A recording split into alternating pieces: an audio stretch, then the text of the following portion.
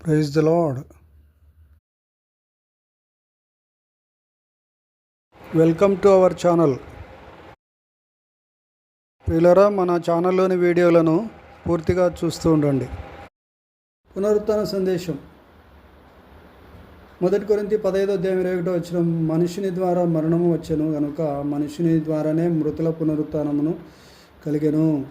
కాబట్టి ఎవరైతే మనుష్యుడని ఇక్కడ వ్రాయబడిందో ఆయన ఆదిపిత్రుడైనటువంటి ఆదాము. ప్రియులారా, పాపము చేయుట ద్వారా మరణం అనేది అందరికీ సంప్రాప్తమైనది గనుక ఆ విధమైనటువంటి రీతిగానే మానవులమైనటువంటి మనందరికి కూడా పాపము వచ్చి ఉన్నది. ఆయన చేసినటువంటి పాప ఫలితంగా ఆ పాపాన్ని తీసేయడానికి యేసుక్రీస్తు ప్రభువారు ఈ లోకానికి వచ్చారు. పాపులను రక్షించుటకు మరి యేసుక్రీస్తు ప్రభువారు ఈ లోకానికి వచ్చి మరణం పొందినంతగా తన ప్రాణాన్ని పెట్టి శిలువ మరణం పొంది మరణించి తిరిగి లేచి పరలోకానికి వెళ్ళారు.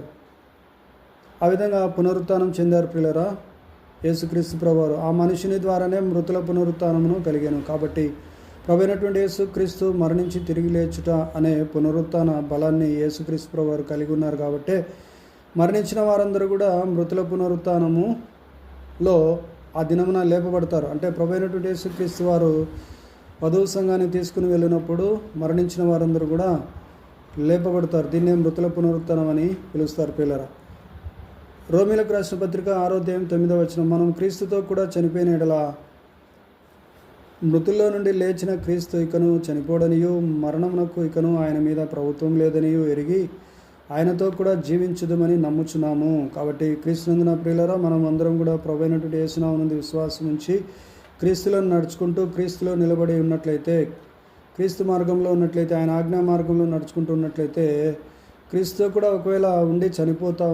చనిపోయినట్లయితే మరి మృతుల్లో నుండి ఏ విధంగా అయితే యేసుక్రీస్తు ప్రభువారు మరణించి తిరిగి లేచారో, మరలా తిరిగి పరలోక రాజ్యానికి వెళ్ళారో, ఆయనకు మరలా మరణము ఇక ఎన్నటికీ లేదు. ప్రియులరా, కాబట్టి క్రీస్తు ప్రభువారు ఇక చనిపోడని మనము గ్రహించవలసినటువంటి వారంగా ఉంటున్నాం. ఒక్కసారి మరణించాడు, మరణమునకి ఇక ఆయన మీద ప్రభుత్వము లేదని గ్రహించాలి. కాబట్టి మరణం ఆయన ఏం చేయలేదు.